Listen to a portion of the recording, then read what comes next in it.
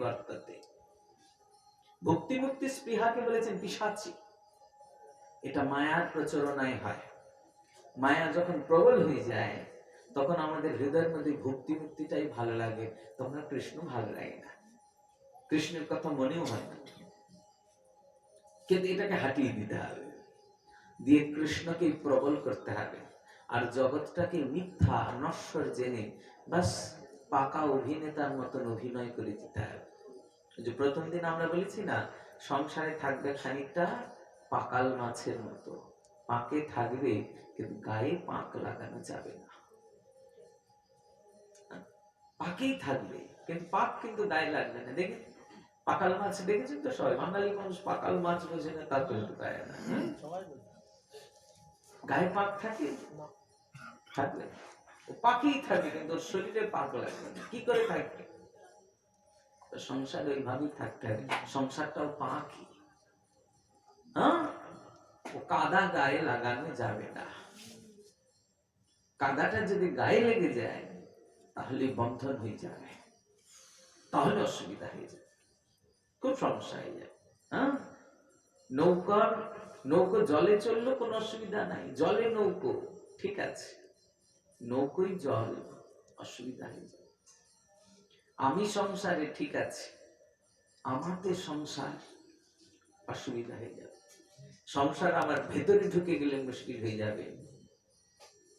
সবসময় মনে রাখতে হবে আমি কেউ নই এই সংসারের, আমি কারও নই এই সংসারে। আমার বলে যদি কিছু থেকে থাকে শুধু গৌর আমার, আর আমি গৌরের, আর কিছু সব ভুলে যাও। মনে রাখো শুধু একটা কথা, সিদ্ধ চৈতন্য দাস বাবা সারা জীবন ধরে ভজন করলেন। ভজনের শেষ দিন গৌরের পাশে এসে দাঁড়ালেন। তিনি নাগরিক ভাবে উপাসনা করতেন, তো নিজেকে গৌরের প্রেয়সী মনে করতেন। বড় একটা ঘোমটা দিয়ে গৌরের বাম ভাগে এসে দাঁড়িয়ে আর নয়নে গৌরের দিকে তাকিয়ে আছে, আর তাকিয়ে নয়ন বিগলিত হয়ে শুধু বলছেন, আমার ভজন হলো সারা, আমার সাধন হলো সারা, নদের চাঁদের কান্তা আমি, কান্ত আমার গোরা। এই উচ্চারণ করতে করতেই বাবা গৌরগতি প্রাপ্তি হয়ে গেলেন। সাক্ষাৎ ধামেশ্বরের সামনেই তিনি ধামেশ্বর সকাশেই তার সর্বস্ব সেখানে সমর্পণ করে দিলেন। এই জন্য আজও পর্যন্ত সিদ্ধ বাবার সমাধি একেবারে ধামেশ্বরের সঙ্গে পাশে। তো যারা সাধক, যারা ভজনানন্দী, তারা ভগবানকে সর্বস্ব জ্ঞান করেন, আর ভগবান তাকে আত্মসাৎ করেন। আমরা যদি এরকম মনে করি সংসারে সব ছেড়ে দিয়ে শুধু হাগৌর হাগৌর বলে মুছতে পারি, হাগৌর হাগৌর বলে ডাকতে পারি, নিশ্চিত গৌর আমাদের কৃপা করবেন। কৃপা করবার জন্যই তো তিনি এসেছেন, তিনি তো কৃপারই মূর্তি, তাই না? যে কৃপা তিনি কোনো কালে করেন নাই, কোনো যুগে করেন নাই, সেই কৃপা করবার জন্যই তিনি এসেছেন। আমাদের ভরসার জায়গা আছে জানেন, আমাদের বিরাট বড় দাবি আছে ভগবানের কাছে। কলির জীব হেয় নয়, কলিতে জন্ম হলে তার জীবন ব্যর্থ নয়, বরং কলিতে জন্ম হওয়া এটা আমাদের ভগবানের অশেষ কৃপা। ভগবান খুব কৃপা করে আমাদের কলিতে পাঠিয়েছেন।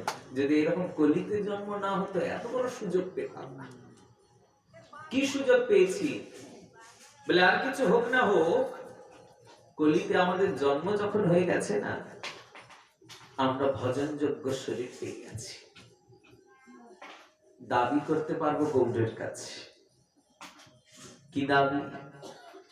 বলে, ঠাকুর তুমি জগাই মাধায়ের মতন মহাপাপিষ্ঠকে তোমার করে নিয়েছো,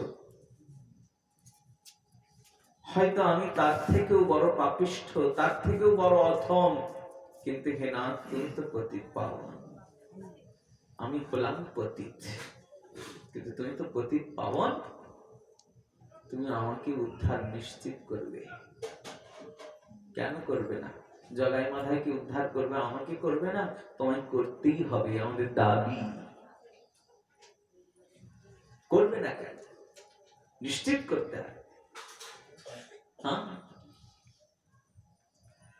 আমার নিজস্ব একটা সামান্য উপলব্ধি। প্রথমবার যখন আমি বৃন্দাবন যাই, খুব ছোটবেলায়, তো তবু গুরু বৈষ্ণবের অনুকম্পায় সেই সময় আমার মনে হয়েছিল যে বৃন্দাবন যাওয়াটা অল্প ভাগ্যে হয় না। কারণ শ্রী গুরুদেবের মুখে, বৈষ্ণব মুখে শুনেছি বারংবার, বুদ্ধবাদী মহাত্মাগণ বৃন্দাবনে গেছেন, কি অদ্ভুত ভাব বিবল হয়ে, অদ্ভুত ভাবে গেছেন। তা একটা উপলব্ধি যে আমার মতন হতভাগ্য তুচ্ছ জীব কি করে বৃন্দাবন যেতে পারে, কেমন করে বৃন্দাবন আসছি, খুব চিন্তন। বৃন্দাবন যখন পৌঁছালাম এত প্রশান্তি হলো, সাধুদেরও খুব কৃপা হয়েছিল। এর জন্য ছোটবেলাতেই না ভজনের শুরুবাত করলে সবার কৃপা দৃষ্টি হয়, ও বুড়ো বয়সে কেউ কৃপা করে না। এখন যেমন আমার কোনো সাধুরা কোলেও নেয় না, আর অত আদর করে না, ছোটবেলায় বহু সাধুরা কোলে নিয়েছে, বহু সাধুদের কোলে বসবার, আদর পাওয়ার অনেক বড় সৌভাগ্য হচ্ছে। এই জন্যই ছোটবেলা থেকে আরম্ভ করে দিলে অনেক অনেক কৃপা হয়েছে, অনেক কৃপা হয়। আর কৃপাটাই তো মহৎ অনুভব, সঞ্চারিত হয়ে যায়। তো খুব সাধুদের কৃপায় তো বড় আনন্দ। কিন্তু মনের মধ্যে একটা প্রশ্ন ওই থেকেই গেছে, আমাকে ঠাকুর কি করে কৃপা করলেন? রাধারানীর কৃপা লাভের জন্য তো আমি কোনো তপস্যা করিনি, কি করে হলো? বাস্তবিক অভিজ্ঞতা রাধারানী একটু পরিচয় করালেন। গোবিন্দ মন্দিরে প্রথম গোবিন্দ দর্শনে গেছে, সঙ্গে বেশ কয়েকজন ভক্ত ছিল। তো এক মা গোবিন্দের জন্য ওই পাশেই দোকান থেকে একটু ফল নিয়েছে, নিয়ে যাচ্ছে, চাদরের তলাতেই ফল নিয়েছে। কিন্তু যারা গোবিন্দ মন্দিরে বৃন্দাবন গেছেন তারা জানেন ওখানকার বাঁদরের মাদ্রামি সব থেকে বেশি, অন্য যতগুলি জায়গা আছে তার থেকে বেশি, খুব খুব ওদের দৌরাত্ম ওখানে, মানে এত দৌরাত্ম ওখানে, মানে মানুষের লাগানো পাওয়া বড় মুশকিল ব্যাপার। তো কোত্থেকে বানর দেখে ফেলেছে, একেবারে ঝাঁপিয়ে পড়লো, ঝাঁপিয়ে পড়ে একেবারে ও ফলের পোটলা নিয়ে গিয়ে হরিলোট হয়ে গেল মুহূর্তে। এই ভক্তিমতী মা তো একটু মন ক্ষুণ্ণ হলেন, গোবিন্দের জন্য ফল নিলাম, কারণ আমাদের তো এই তো সাংসারিক মঙ্গল অমঙ্গলেরই চিন্তা হয়, না জানি কি অমঙ্গল হবে। তো সঙ্গে এক বৈষ্ণব মূর্তি ছিলেন, তিনি বলেন চিন্তা করেন না, ব্রজবাসীর সেবা মানে ভগবানের সেবা হয়ে গেছে, করে চিন্তা নেই। তো যাই হোক, তো আমার এটা দেখে আরো একটা প্রশ্ন উপস্থিত হল যে বৃন্দাবনে তো ভগবান কত সাধুদের বাস দিয়েছেনি, রাধারানী কৃপা করেছেন, এখানে তো সাধুরা থাকেনি, তাহলে এই উৎপাতী বাঁদর কেন আছে এখানে, শুধু মানুষের অনিষ্টকারী উৎপাত করে, এগুলি কি দেখেছে কেন? এই প্রশ্নটা উপস্থিত হতেই জানেন অকস্মাৎ কেন জানে আমার একটা উপলব্ধি, সামান্য আজও এই উপলব্ধি হয় আমার, যে বৃন্দাবনে বাঁদর দেখে যদি কদাচ আমার মনে হয় যে হে রাধারানী, এই ব্রজে তো অনেক সাধুকে তুমি তোমার চরণাশ্রয় দিয়েছ, তার সাথে তো অজস্র বাঁদরকেও রেখেছ, না হয় আমি আর একটা বাঁদর তোমার চরণে এলাম, আমায় কি তুমি কৃপা করে রাখবে না? এই উপলব্ধি যদি কারো হয়ে যায়, এই চিন্তনটা যদি কারো হয়ে যায়, না হয় আমি আরেকজন বাঁদর এসেছি তো কি হয়েছে, তাই বলে কি তুমি তোমার ধাম থেকে আমি তাড়িয়ে দেবে? ওই বাঁদরগুলির মতো আমাকেও তোমার চরণে রাখো না কেন? আমি তো তোমার চরণে থাকি না কেন? প্রার্থনা আছে, উপলব্ধি হওয়া যায়, মানে এটা সাক্ষাৎ প্রমাণ, সাক্ষাৎ নিদর্শন। নবদ্বীপ এত বড় ধাম, ভগবত ধাম সাক্ষাৎ, প্রাকৃত মানুষ ধামে থাকতে পারে? শাস্ত্র তো বলছেন না, ধামে তো প্রাকৃত সংসর্গ নাই, তাহলে ধামের তো যাবতীয় অপ্রাকৃত। তাহলে বৈষ্ণব অবৈষ্ণব নির্বিচারে নির্বিশেষে সবাই মহাপ্রভুর প্রিয়জন। অপ্রিয় কেউ আছে বলে তাহলে যেরকম আমি দেখতে পাচ্ছি, আমার দৃষ্টিতে কোথাও খোট আছে। আমার দৃষ্টিতে কোথাও জড়তা আছে, নচেত এরকম হওয়ার কথা নাই। কারণ সব দেখবি, এখানে যা কিছু আছে সব দেখবো, এখানে প্রাকৃত কোনো দোষ নাই। ধামবাসীর মধ্যে যদি কোনো ব্যবহারের কম বেশি পরিলক্ষিত হয়, সেটা জানতে হবে এটাই আমার মহাপ্রভুর কৃপা। ব্রজের থেকেও নবদ্বীপের এটাই উৎকর্ষ। উৎকর্ষ এই, ব্রজে কিন্তু অপরাধীর বিচার আছে, অপরাধীকে ব্রজে স্থান দেওয়া হয় নাই।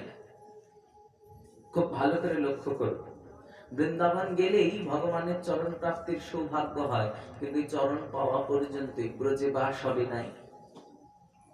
প্রমাণ কালীয় নাগ আমরা এর আগে দিয়েছি, আপনাদের মনে আছে কিনা জানি না। হ্যাঁ, কালীয় নাগ কিন্তু ব্রজে বাসের জন্যই ভগবানের চরণ পেয়ে গেলেন, শুধু বৃন্দাবনে বাসের জন্য। বৃন্দাবনে ভজন সাধন কালীয় করে নাই, উৎপাত করেছেন বৃন্দাবনে, ব্রজবাসীদের কাছে অনেক অপরাধ করেছেন, কিন্তু তবুও ফলস্বরূপ সাক্ষাৎ ভগবান এত কৃপালু, ধামবাসের ফল দিয়ে দিলেন, দুইখানা চরণ কমল তুলে দিলেন কালীয় নাগের মস্তকে। মহাদেব পাই নাই দুই চরণ, শুধু চরণ উদক পেয়েছেন, চরণ ধোয়া জল গঙ্গা। বলি সর্বস্ব দান করে কেবলমাত্র একটা চরণ পেয়েছেন, আর কালীয় নাগ শুধু বৃন্দাবনে বাস করে দুটো চরণ পেলেন। তাহলে কৃপা কম হলো কি? কত বড় কৃপা হয়ে গেল, শুধু ব্রজে বাসের এটা মহিমা। তাহলে ব্রজে যদি ভজন যদি করতো তাহলে কি পেত? ব্রজে যদি ভগবানের সাধন করতো তাহলে কি প্রাপ্তি হতো? উৎপাত করে এই প্রাপ্তি হলো, ভজন হলে কি হবে? এই জন্য সুখদেব গোস্বামী বলছেন, অহজম স্তনম কালকুটম। হায় হায়, স্তনের মধ্যে যে কালকুট মিশিয়ে নিয়ে এসে জিঘাংসা করে এলো, জিঘাংসয়াপি হরে স্তনম দত্তয়ব সদ্গতিম। জিঘাংসা করে বধ করবার উদ্দেশ্যে এলো, তারপরে ভগবান তাকে সদ্গতি প্রদান করে দিলেন। তাহলে সত্যিকার অর্থে মায়ের মতো করে যাকে তাকে যারা ভালোবাসলো তাদের কি গতি হয়? কি গতি হয় বলে আমরা বলতে পারবো না। তার সাক্ষী এই মাস। মায়েদের কি গতি হয়? ভগবানকেও বেঁধে ফেলতে পারে, ভগবানকেও তর্জন গর্জন করতে পারে। ওই বাৎসল্য প্রেমে কিন্তু বলির কাছে ভগবান যেমন ত্রিবিক্রম হয়ে গেলেন, বিরাট মূর্তি হয়ে গেলেন। বলি তার আদি অন্ত খুঁজে পাচ্ছেন না, দুই পায়ে স্বর্গমর্ত পাতাল চলে গেল। তাহলে যার পায়ে স্বর্গমর্ত পাতাল, তার শরীরটা কত বড় হয়েছে, অত বড় মূর্তি প্রকাশ করলেন।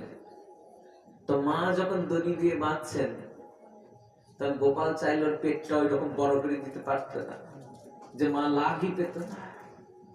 বলে মায়ের বাৎসল্য প্রেমের এত ধার, গোপাল শত চেষ্টা করলে ওখানে বড় হতে পারবে না, কারণ গোপাল ওখানে ছোট। মায়ের বাৎসল্য প্রেম তাকে চিরকাল ছোট বানিয়ে দিয়েছে, ওখানে বড় হওয়ার ক্ষমতা গোপালের নাই। এ হলো প্রেমের প্রকাশ। যিনি অনন্ত অপার, তিনি ভক্তের কাছে ওইটুকু বুঝকে ওইটুকুন মূর্তিতে প্রকাশ দিয়ে দিলেন। এ হলো ভক্ত বৎসল ভগবান, ভক্তের প্রতি বাৎসল্য। এই জন্য তো ভগবান এই মাসে দামোদর না, সামান্য দামকে পর্যন্ত তার দামের বন্ধন, দাম মানে দড়ি, রজ্জু, সামান্য রজ্জুর বাঁধনকে তিনি অ্যাভয়েড করে যেতে পারেন নাই, অবজ্ঞা করতে পারেন নাই। ব্রহ্মাদি দেবতারা কত কত রাজ উপাচারে যার পুজো করেন, তিনি একটা দড়িকে তাচ্ছিল্য করতে পারলেন না। বলে এই দড়ি তো সাধারণ দড়ি নয়, এই বাৎসল্য প্রেমের রজ্জু। এই দড়ি নয়, এটা এটা মায়ের বাৎসল্য প্রেম।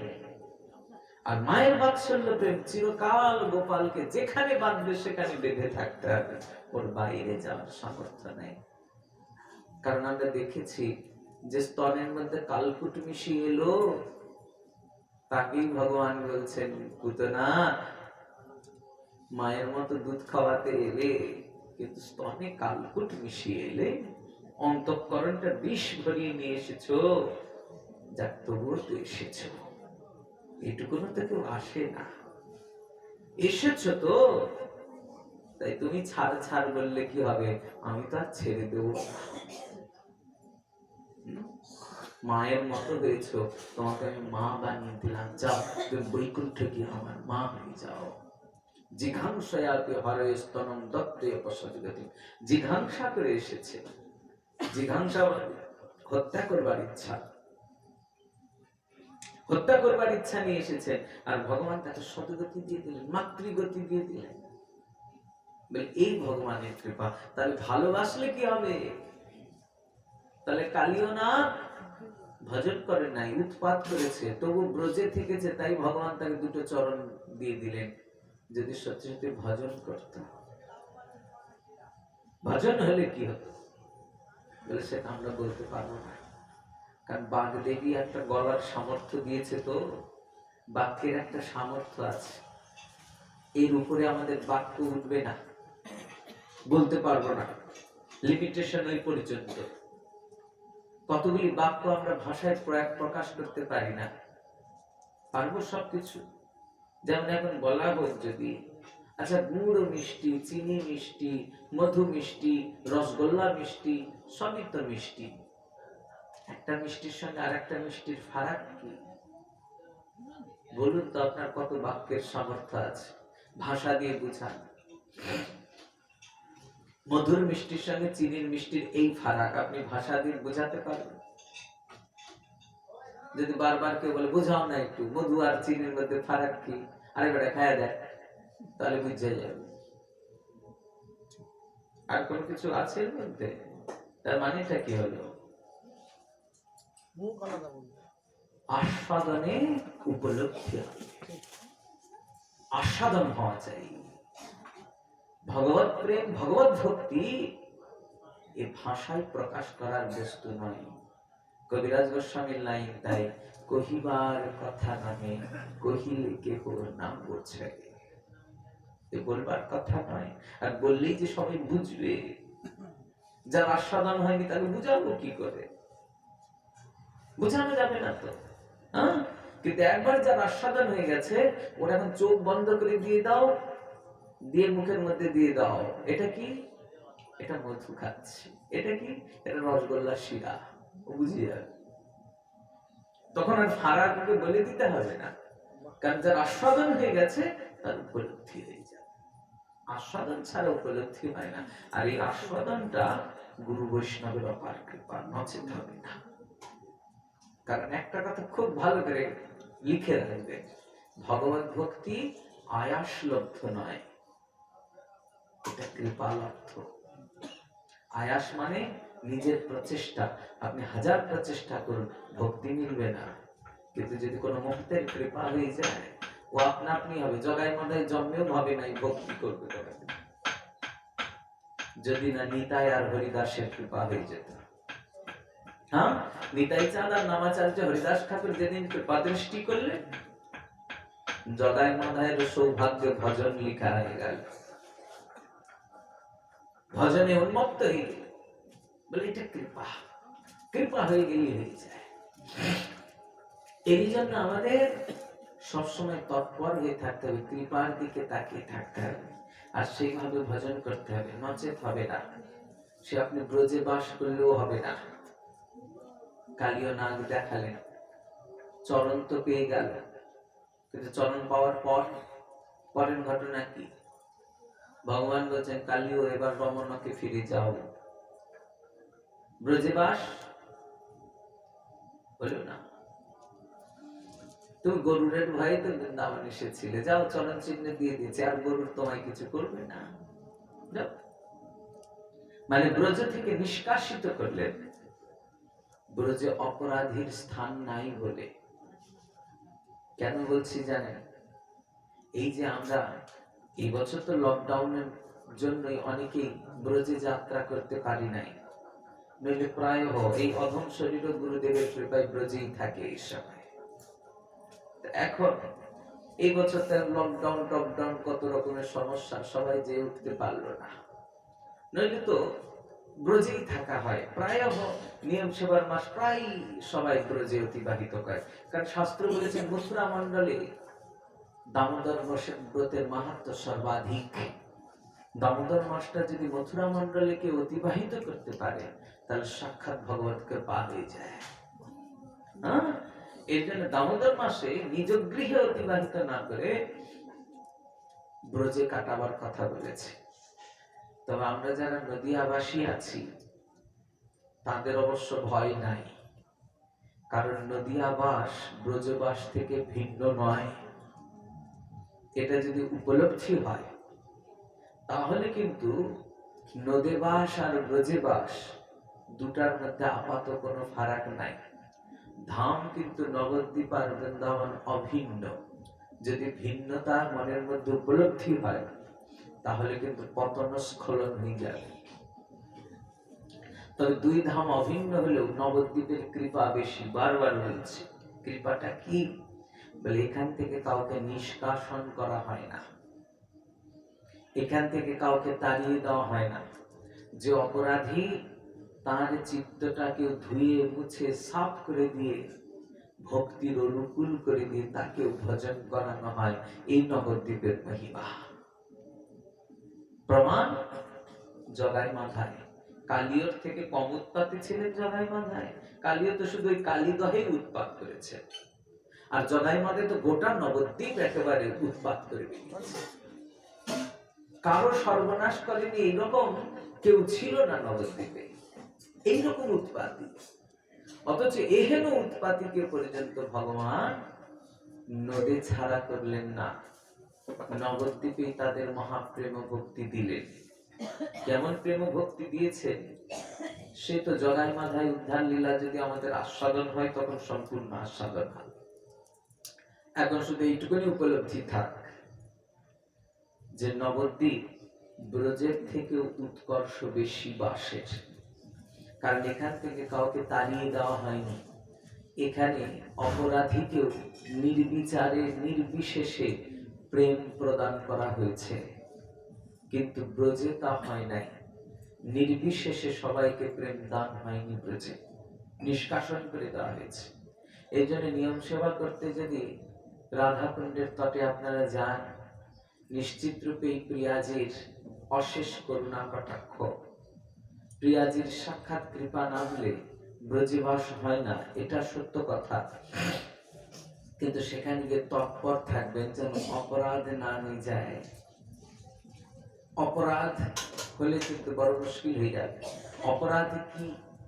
শাস্ত্র নিষিদ্ধ আচরণের পুনঃ পুনঃ প্রবৃত্তি হলো অপরাধ।